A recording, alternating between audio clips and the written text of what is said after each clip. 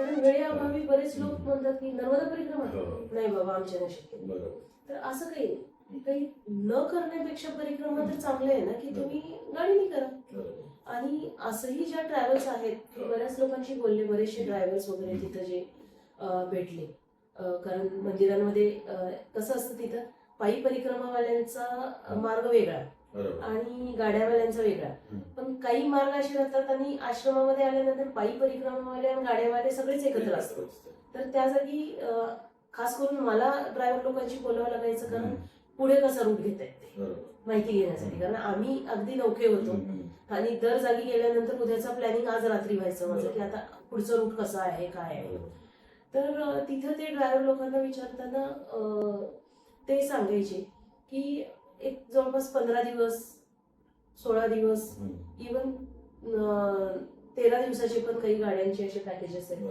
पण माझं मत असं आहे, आमची सुद्धा घाईच झाली परिक्रमा.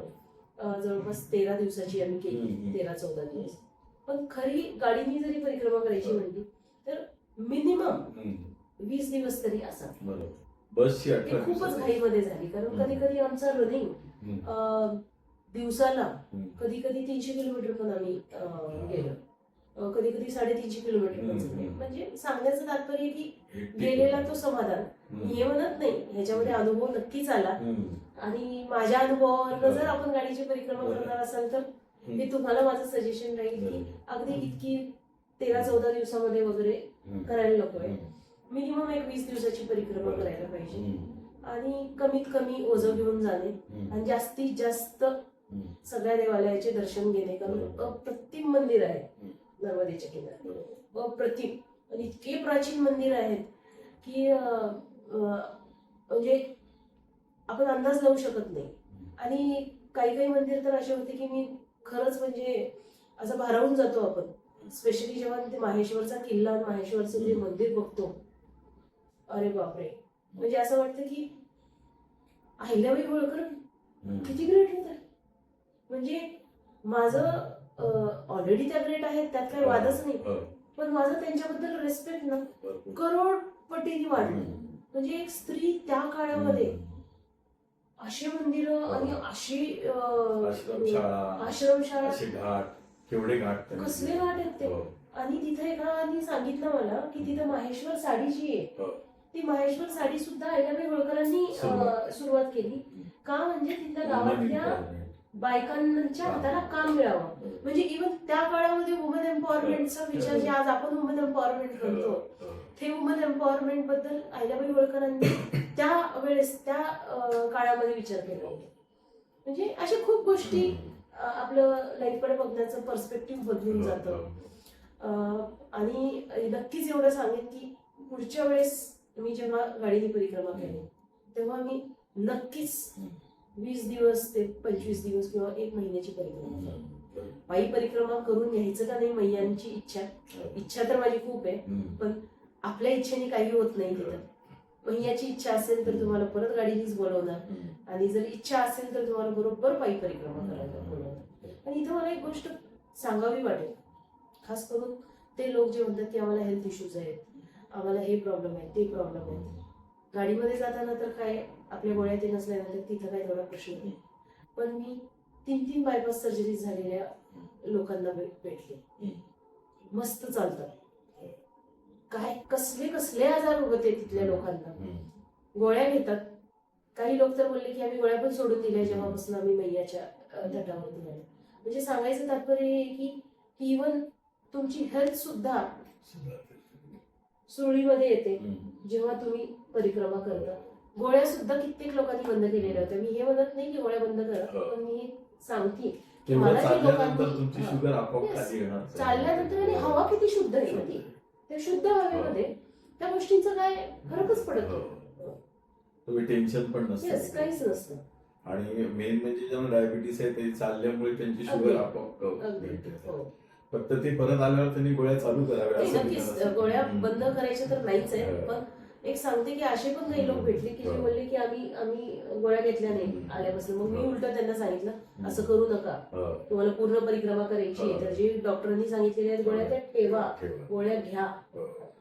परिक्रमा करताना पूर्ण परिक्रमेमध्ये कधी तुम्हाला असा क्षण आला की बस आता थांबवायला पाहिजे, आता काही जमत नाही आपल्याला, असं कधी वाटलं नाही पूर्ण परिक्रमेत? खरं सांगू, असं कधीच वाटलं नाही. कारण रोज नवीन दिवस आणि नवीन उत्साह राहायचा, नवीन अनुभव राहायचे.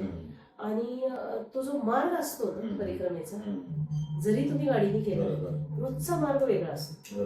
आणि रोजचा मार्ग असा कुठेतरी तुम्हाला एक उत्साह असतो, एक काहीतरी क्युरिओसिटी असते की आज कोणत्या टाईपच्या जंगलमधून जाणार आहे, आज आपण कसं कुठून जाणार, कुठून मैया दिसणार.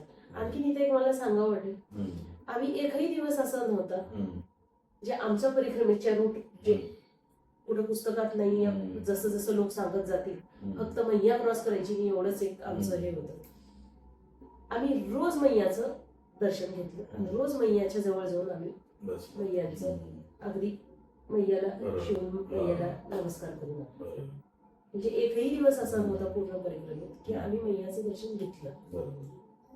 काही भले गाडीने केलं. तर म्हणजे तुम्हाला परिक्रमेत कधी जसं वाटलं नाही एकही दिवस की आता काही जण बरेच जण होम सिकनेस येतो बऱ्याच असं वाटतं होम सिकनेस तर काही विषयच नाही. कारण इतकं छान वातावरण आणि रोज एक नवीन मंदिरामध्ये जाणं, इतका ऑरा आणि इतकी एनर्जी घेऊन आपण रोजच्या रोज पायलअप करत जातो, पॉझिटिव्ह एनर्जी, तर तो विचार यायचा काय प्रश्नच नाही. परिक्रमेमध्ये कोणी गूढ व्यक्ती तुम्हाला भेटली काय, त्याच्याबद्दल काय? तसं गूढ व्यक्ती आज कधी कोणी भेटलेलं नाहीये. पण जे लोक भेटले, जसं मी सांगितलं की त्या जंगलामध्ये बाबा भेटले आणि त्यांना चहा दिला, नंतर आम्हाला कळलं की ते कधी कोणाशी बोलतच नाही. तेही आम्ही गाडीत बसून बसल्यानंतर. आणि त्याच्या व्यतिरिक्त असं गूढ व्यक्ती वगैरे कोणी नाही. पण असे खूप चांगले संत भेटले, खूप चांगले लोक भेटले. एकदा तो जंगलात तुमचा ड्रायव्हर, तुम्ही 5ला सुरुवात केली गाडी चालवायला, आपण निघाले आणि मग तो ड्रायव्हर घाबरत होता, तो काय किस्सा आहे तो? अच्छा, हा नाही, हे आम्ही प्रकाशावरनं निघालो, आम्ही गोरा कॉलनीला जातो. आणि जसं मी सांगितले, पुढचं डेस्टिनेशन येईपर्यंत आम्हालाच माहिती नाही की किती किलोमीटर आहे. जीपीएस वर दाखवतं तेवढं किलोमीटर, पण बऱ्याचदा मध्ये असं कुठं मैया दिसली की मग मी रूट चेंज करायची. त्यासाठी जीपीएसचं डिस्टन्सला पण काही महत्व राहिलेलं नव्हतं आणि गावोगावी विचारत जायची. तर तेव्हा प्रकाशावरनं जाताना गोरा कॉलनीच्या अलीकडं एक जंगल लागतं, तिथं मात्र तो दर 5-10 मिनिटाला विचारायचा की आणखीन किती आहे, आणखीन किती आहे. तर मला असं वाटलं कुठेतरी की बाबा त्याला कंटाळा आलाय, या म्हणजे चालवायला नको वाटतंय त्याला. मग मी त्याला सांगितलं की मी पण चालवू शकते गाडी, काही गाडी करू नको. पण त्याचं एक हे कंटिन्यू चालू होतं, कारण तो पॅच पण खूप मोठा होता, प्रचंड लांब होता आणि एकही गाडी क्रॉस करत नव्हती. मग तेव्हा त्या दिवशी मी बोलले होते, एकही गाडी क्रॉस करत नव्हती. मग मी हुराला सांगितलं, म्हणलं हुरा स्टार्ट चॅन्टिंग नर्मदा मीने, म्हणजे आता तू चालू कर म्हणलं मैयाचं जप. ती म्हणली मी ऑलरेडी करते. मग मी पण चालू केलं जप. आणि नंतर पुढे एक गाव, नंतर बरेच छोटे छोटे अशी पाडे टाईप जसे आदिवासी लोकांचे तसे भेटत गेले. मग एक दोघांना आम्ही विचारलं, मग त्यांनी सांगितलं असं तुम्ही पुढे जाऊ. पण असं प्रॉब्लेम ऍज कुठं आलाच नाही. तुम्ही जेव्हा बोटीनी तिथून पार केलं समुद्र, जेव्हा ह्याच्यात टाकून गाडी काय म्हणतात रोरो मध्ये मोठ्या बोट, तर तो कसा अनुभव राहिला, म्हणजे तिथला प्रवासाचा अनुभव? तो जो प्रवास होता, जो रोरोनी आम्ही गाडी टाकली मोठ्या शिप मध्ये, त्याच्यामध्ये मी तर पहिल्यांदाच रोरो मध्ये अशी गाडी टाकली. आणि त्या दिवशी मला कळालं की इतक्या मोठ्या मोठ्या ट्रक, कमीत कमी 30-40 ट्रक तर होते त्याच्यामध्ये रोरो मध्ये. आणि हा माझा पहिला अनुभव होता. पहिली गोष्ट, आम्हाला हे जेवढ्या काही गाड्या आम्ही इकडून गेलो, ह्यांना आम्हाला तिकीट मिळेल का नाही रोरोचं आम्हालाच माहिती. आणि मी इथं एका माझ्या मैत्रिणीला विचारले, ती बोलली की ऑनलाईन होत नाहीये. मग म्हणलं चला मैयाचं नाव घ्यायचं, जायचं, नसेल तर तिथंच कुठेतरी राहायचं सुरतला. आणि आम्ही गेलो. गेल्यानंतर काहीतरी तिथला वॉचमॅन सांगितलं की आपकी मैया कोई ना कोई कैंसलेशन होगा, तो आपका नंबर आएगा. तुम्हाला विश्वास बसणार नाही. शेवटच्या क्षणाला म्हणजे एक शेवटचे 5 मिनिटं असते, त्या 5 मिनिटांमध्ये त्यांनी आमच्या गाडीचा नंबर पुकारला आणि आम्ही गेलो. आमच्या सोबतच्या आणखी दुसऱ्या पण गाड्या घेतल्या त्यांनी. पण हे असे बरेचसे चमत्कार मैया प्रत्यक्षात येऊन तुम्हाला सांगतात. एक अनुभव मला सांगावा वाटेल. आम्ही जेव्हा रोडवरून गाड्या बाहेर काढल्या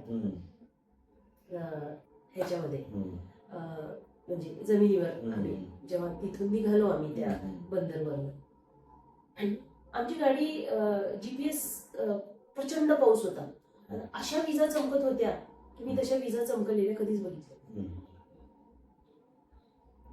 त्या रस्त्याने GPS दाखवत होता आणि आम्ही अशा एका जागी एका पॉइंटला, आणि जास्त वेळ पण झालेला नव्हता, रात्री 8:30 वाजले होते. आम्ही अशा एका पॉइंटला गेलो की तिथं एक टोल नाका लागला आणि त्या टोल नाक्यावाल्यांनी सांगितलं आम्हाला कि यहाँ से आगे जाना सही नहीं है भैया, और यहाँ से आगे का रास्ता खराब है और यहाँ पे लोग भी अच्छे नहीं है, आप यहाँ कहाँ आ गए. तर त्याला सांगितलं आम्ही की बाबा आम्ही आता इथून आलोय आणि आम्ही चाललोय, आता आम्हाला कुठेतरी राहायचं. मग त्यांनी आम्हाला तिथून वापस पाठवलं. तरी आम्ही जवळपास एक 15-20 किलोमीटर आम्ही चुकीच्या रस्त्यावर गेलो. तर कोणत्या ना कोणत्या रूपामध्ये मैया येते आणि तुम्हाला गाईड करते. आणि जेव्हा आम्ही त्या रस्त्यावर जात होतो तेव्हा कुठेतरी मला ते व्हायब्रेशन्स येत होते की we are on the wrong path, की आपण चुकीच्या रस्त्यावर आहे. हे मला कंटिन्यू माझी गट फिलिंग सांगत होती.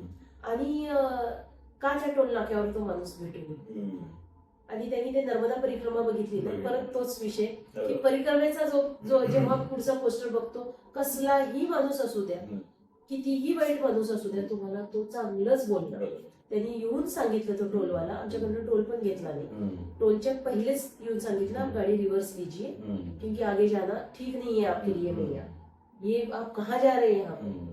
मैंने ऐसा ऐसा अभी हम आए उतरे, कोई रास्ता ही नहीं दिख रहा है, तो हम यही रास्ता दिखा. कुछ लोगों ने बोला, बोलते ये गलत रास्ता है भैया, आपको यहाँ से वापस जाना पड़ेगा.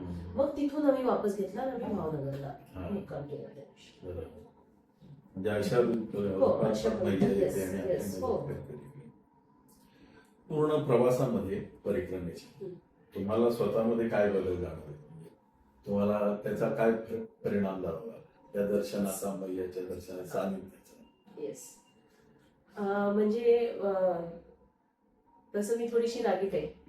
म्हणजे रागीट म्हणजे काय, जेव्हा आपण हॉस्पिटल चालवतो आणि हाताखालचे लोक जर काही काम करत नसतील तर तो चिडचिडे पण थोडा असतो की हे. आणि मी थोडस अति वस्तू जिथल्या तिथं पाहिजे, अति परफेक्शनिस्ट आहे. मी OCD म्हणणार नाही, कारण तो टर्म मला बिलकुल आवडत नाही. मला सगळं फार सिस्टमॅटिक लागतं. तर ते थोडंसं माझं गाडीमध्ये पण व्हायचं तो चिडचिड पण. मी गाडीमध्ये कुठं काही ठेवलं की ड्रायव्हरनी थोडं जरी इकडलं इकडं काही केलं तर मी विचारायची ही गाडी हे कुठं गेलं, इथली बाहेर कुठं गेली. म्हणजे हे एक दिवस चाललं. पण शालिवाहनला गेल्यानंतर संध्याकाळच्या पूजेमध्ये मी पूजा करत होते आणि पुढे माहेश्वरचं हे होतं. तिथं मी ठरवलं की पुढचे आजपासनं, म्हणजे पहिल्याच दिवशी ठरवलं अर्ध्या दिवसानंतर की पूर्ण परिक्रमा होईपर्यंत काही जरी कोणी केलं ओरडायचं नाही, अननेसेसरी फोन घ्यायचे नाही, फोनवर बोलायचं नाही. मी माझ्या घरात सुद्धा कोणाशी बोलले नाही, एक्सेप्ट माझ्या मुलीसोबत एक फोन व्हायचा दिवसभर, आणि आईचा कधी फोन आला तर. त्या व्यतिरिक्त मी एकही फोन घेतला त्या 15 दिवसात, 13 दिवसामध्ये. आणि तिथून आल्यानंतर नक्कीच कुठेतरी आपल्याला तो एक शांतपणा आणि कुठेतरी हे कळतं की काही कितीही आरडाओरडा करून काय होत नाही, आपल्या शांतीनं राहणं हे म्हणजे स्वभावामधला हा बदल मला खूप जाणवतोय. आता खरं आपल्या स्वभावाचा बदल आपण सांगण्यापेक्षा इतरांनी सांगणं गरजेचं आहे. तर मला असं मला वाटतं. पण माहिती नाही, आता मला या प्रश्नावर मी जेव्हा स्टाफला आणि माझ्या मुलीला विचारलं की खरंच झालाय का, म्हणजे तू का म्हणे उभी राहावी, जे होईल एक्झॅक्टली तसं झालं. तसंच. आणि तुमचं पूर्ण परिक्रमेचं फलित तुम्ही काय सांगाल, म्हणजे परिक्रमा केली त्यामुळे तुम्हाला काय मिळालं असं तुम्हाला वाटतं? हे बघा, नर्मदा मैयाची परिक्रमा म्हणजे आपल्याला सगळ्यांनाच माहिती आहे की कोणी लोक म्हणतात की तुम्हाला मोक्ष मिळतं, कोणी लोक म्हणतात की ही इतकी पवित्र परिक्रमा आहे की करोडो जीव जन्माला आल्यानंतर कुठेतरी लाखांमध्ये लोकांनाच नशिबी असती ही परिक्रमा. आता ते माहिती नाही काय वगैरे, पण मला एवढं नक्कीच कळलं की आपलं सुद्धा समाजाचं काही देणं आहे. आणि जेव्हा तिथं बघतो आपण प्रत्यक्ष, आपल्या घरामध्ये काय नसतंय, तिथं काहीच नाही, पण इतकं समाधान आहे, इतका आनंद आहे आणि इतकी भक्ती आहे आणि इतका त्यांच्याकडनं देण्याचा भाव आहे तिथल्या लोकांमध्ये. आपल्या इथं साधं एखादी बॅग किंवा एखादा डब्बा जर बाजूला शेजाऱ्यांकडे गेला तर आपण 10 वेळा म्हणतो की तो डब्बा आला का, ती बॅग आली का. तिथल्या लोकांना काहीच नाही. तुम्ही त्यांच्या घरात राहिला तर दुसऱ्या दिवशी निघताना जर तुम्हाला वाटलं आम्हाला हे काहीतरी लागतंय, त्यांच्याकडे काही नसतानाही त्यांनी तसली फाटकी बॅग होत नाही आणून देतात आणि म्हणतात भैया इसमें रखो और लेके जाओ.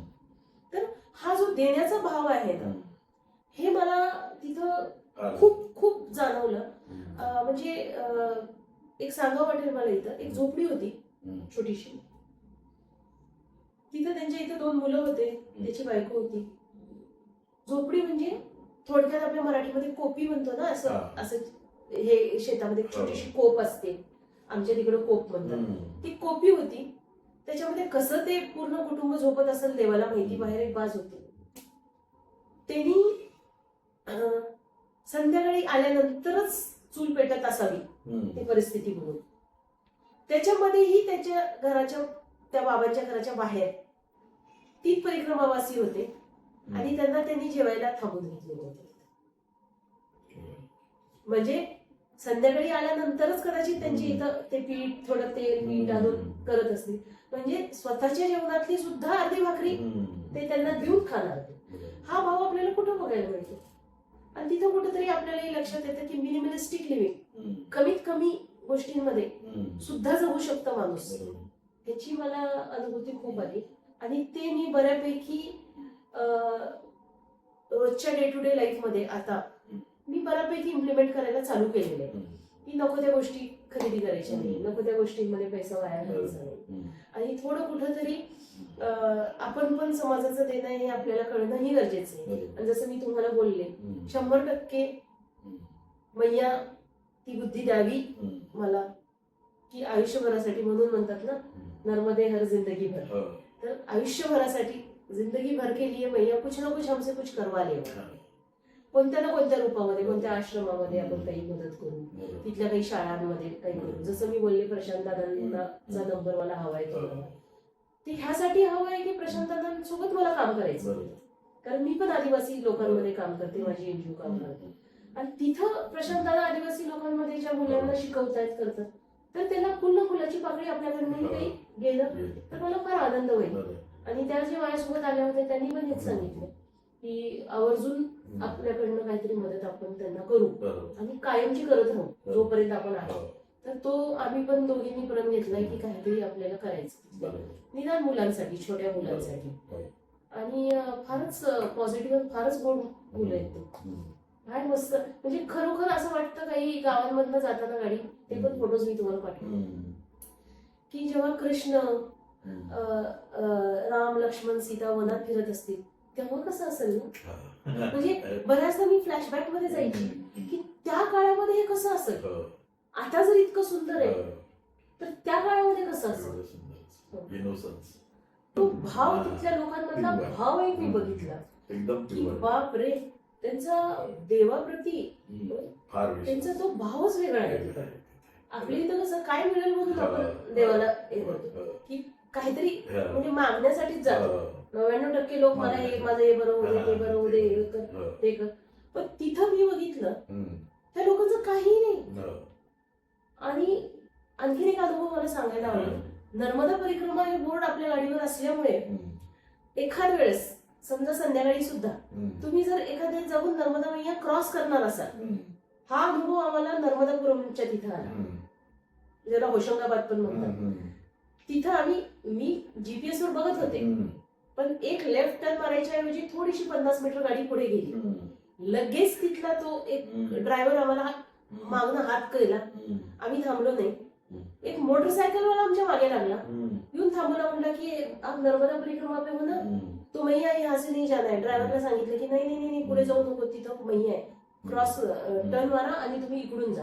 मग तिथून पुढचा एक 200-300 किलोमीटरचा मार्ग त्या माणसाने सांगितलं. मग मी त्याला विचारलं, भैया पक्का है ना ये, यहाँ पे और मैया नहीं आएगी ना?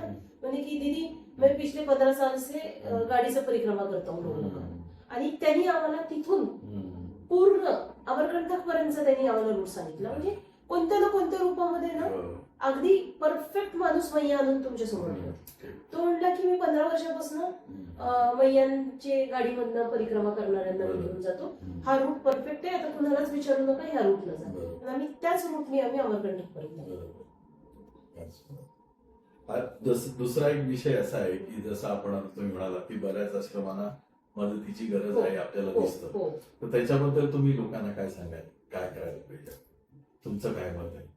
मी तर एक व्हिडिओ बनवलाच आहे, लोकांनी जेवढं जाणं शक्य आहे फुल नाही फुलाची पाठी आपला खालीचा वाटा उचलावा आणि आश्रमांना मदत करावी. जे इव्हन पायी जातात त्यांनी पण करावी, कारण आपण असे सगळे सुखवस्तू असतात जे परिक्रमेला जातात, कोण गरीब नसतात. तर आपण जेवल्यानंतर आपण एक आश्रमातून निघताना आश्रमाच्या दानपेटीमध्ये 500-1000 रुपये टाकून निघावं, म्हणजे दुसऱ्या 4-5 लोकांच्या जेवणाची व्यवस्था. तसं तुमचं काय मत आहे?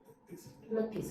आणि तुम्हालाही माहिती असेल, तो व्हिडिओ पाहूनच आपण जेवण करायचं. तर तो म्हणजे तो तुमचा मूज मला फार आवडला की सगळेजण परिक्रमेला जाताना काय घ्यायचं काय घ्यायचं नाही, कशी तयारी करायची, कोणत्या रूटनं जायचं, हे सगळे व्हिडिओज टाकतात.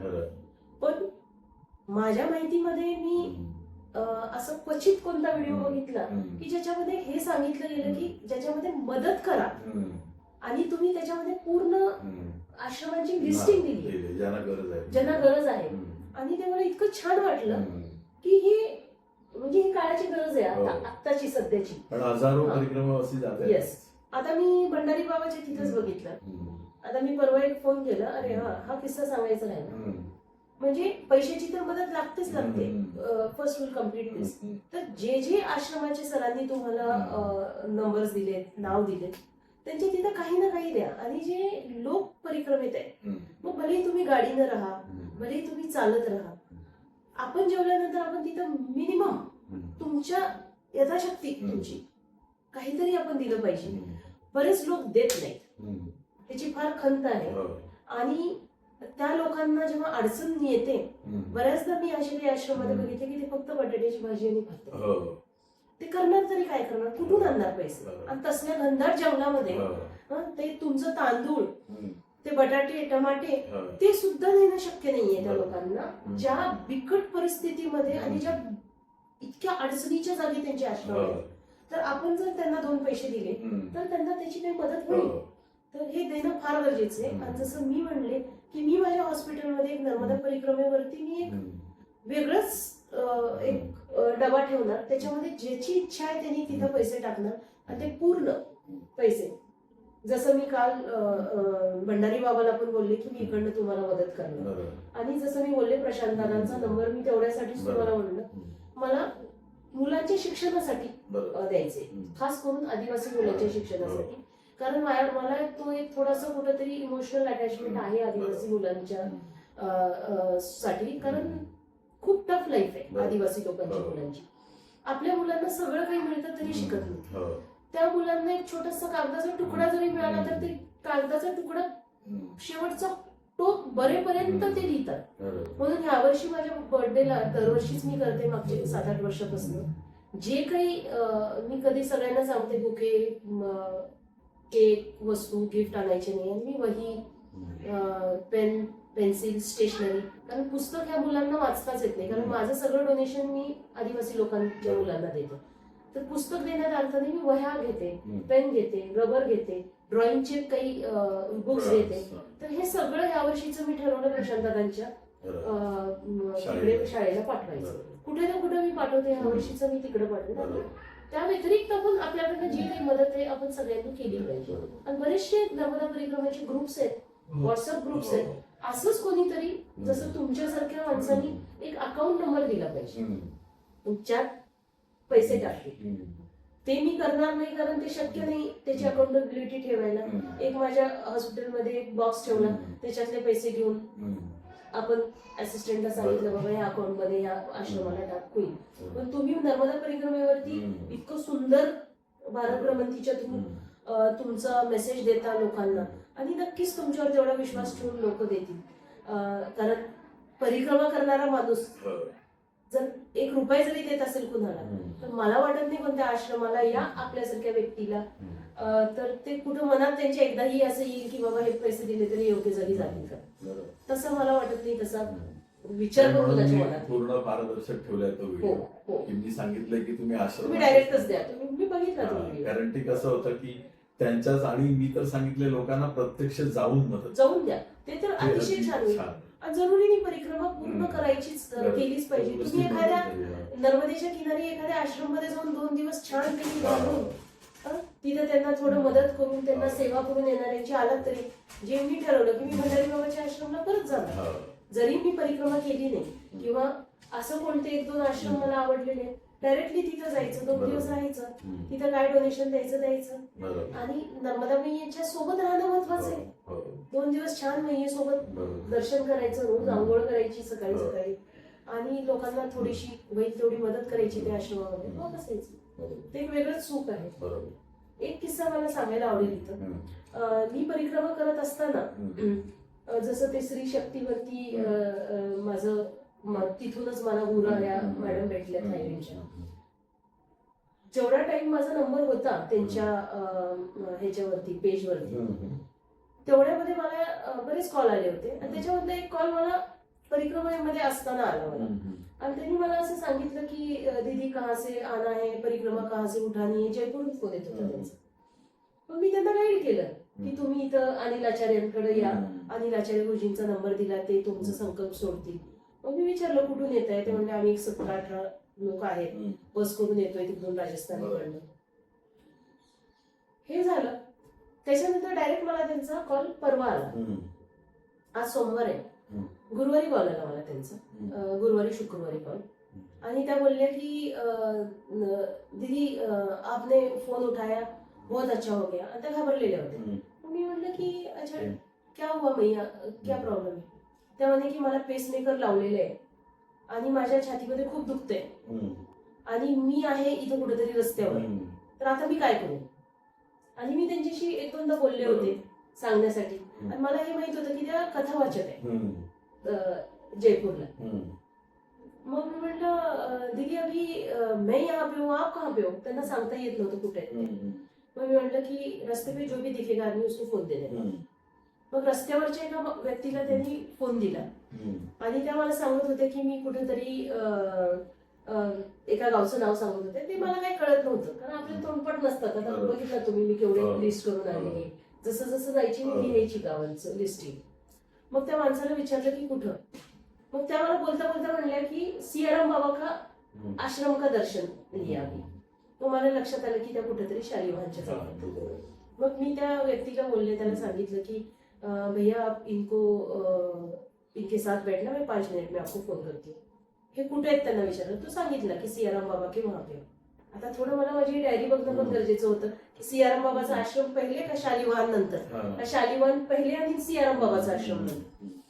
मग मी भंडारी बाबांना फोन केला. भंडारी बाबा कधीही फोन उचलत नाही. त्याचं कारण हे की ते कंटिन्यू लोकांना सेवा देणार, आणि ते एकटेच स्वयंपाक करतात आश्रमात. तर ते हार्डली तुम्हाला फ्री दिसतील भंडारी बाबा. ते स्वतःच सांगतात मी फोन उचलत नाही.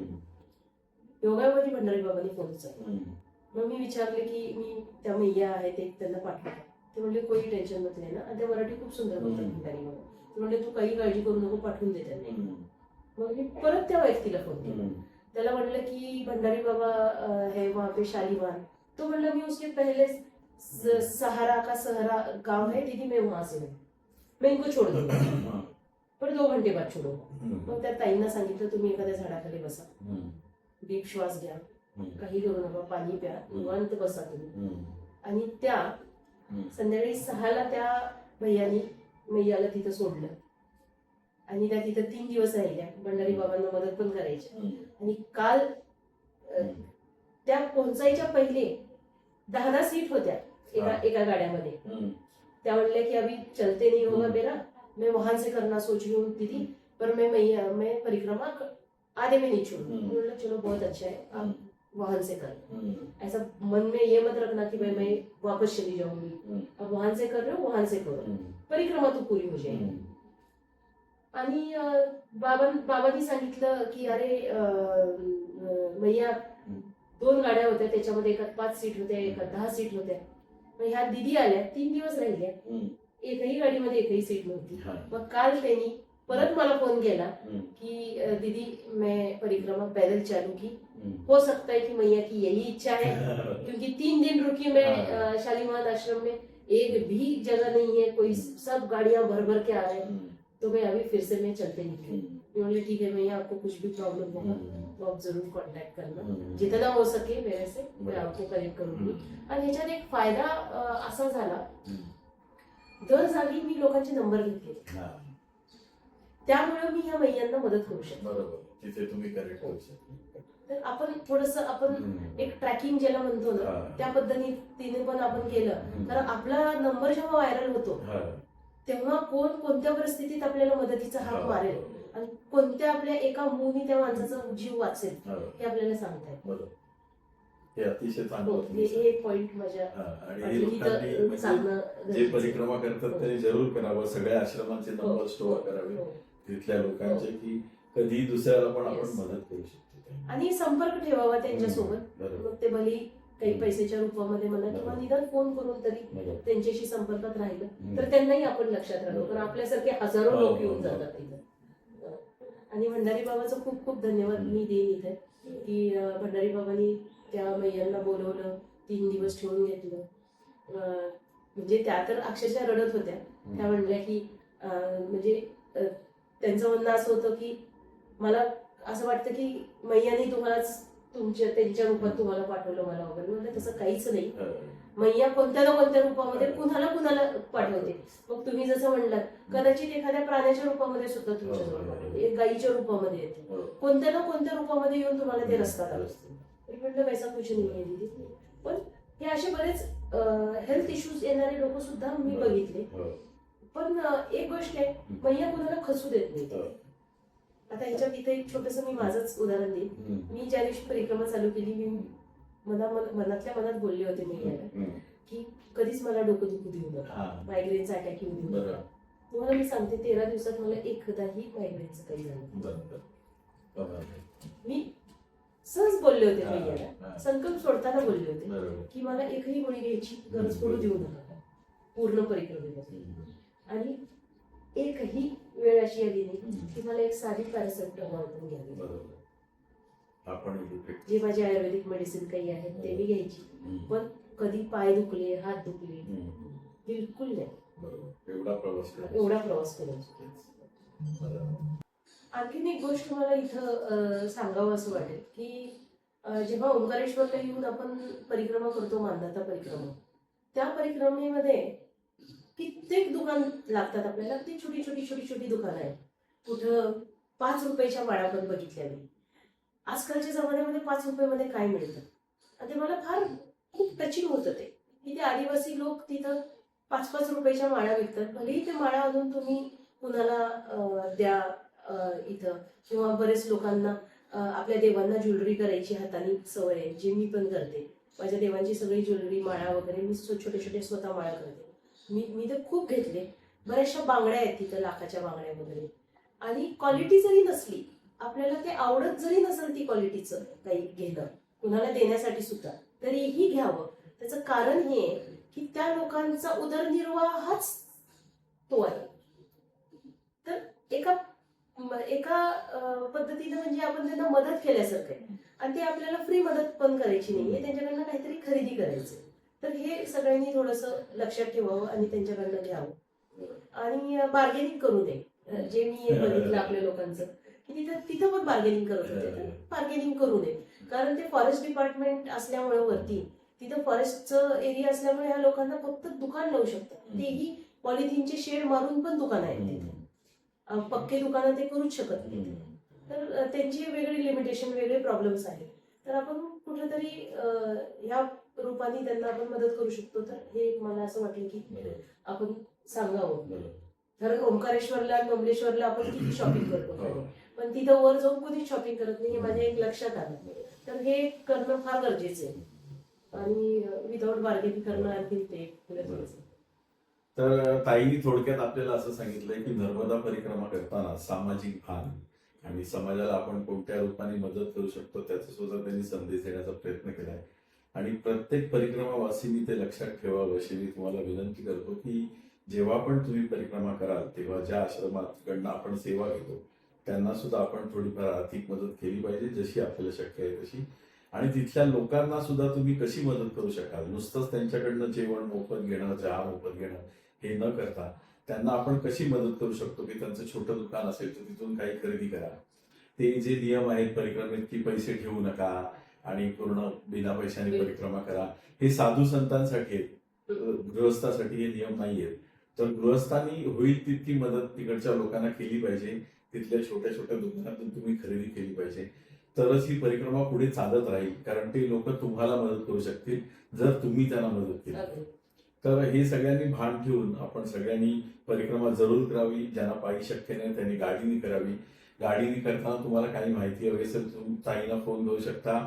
त्यांच्याकडनं वेळ घेऊन त्यांना व्हॉट्सअपवर त्यांच्याकडनं टायमिंग घ्या आणि त्यांना त्या वेळेत फोन करून त्यांच्याकडनं मार्गदर्शन घ्या कसं तुम्ही कुठल्या कुठल्या मार्गाने जाऊ शकता. आणि तुम्ही सुरू केल्यानंतर तिथे तुम्हाला लोक पण मार्गदर्शन करतात की कशा मार्गाने जायचं. तर फार सुंदर मजा आली जाईल तुमच्याशी गप्पा मारून आणि तुम्ही पुण्यावरनं येऊन माझ्या चॅनलला मुलाखत दिली त्याबद्दल तुमचा मनापासून आभार. तर अशाच प्रकारचे व्हिडिओ बघण्यासाठी बघत राहा भारत भ्रमंती. भेटूया अशाच एखाद्या नवीन व्हिडिओमध्ये. चॅनलला सबस्क्राईब करायला विसरू नका आणि भेटूया अशाच एखाद्या नवीन व्हिडिओमध्ये. तोपर्यंत नर्मदे.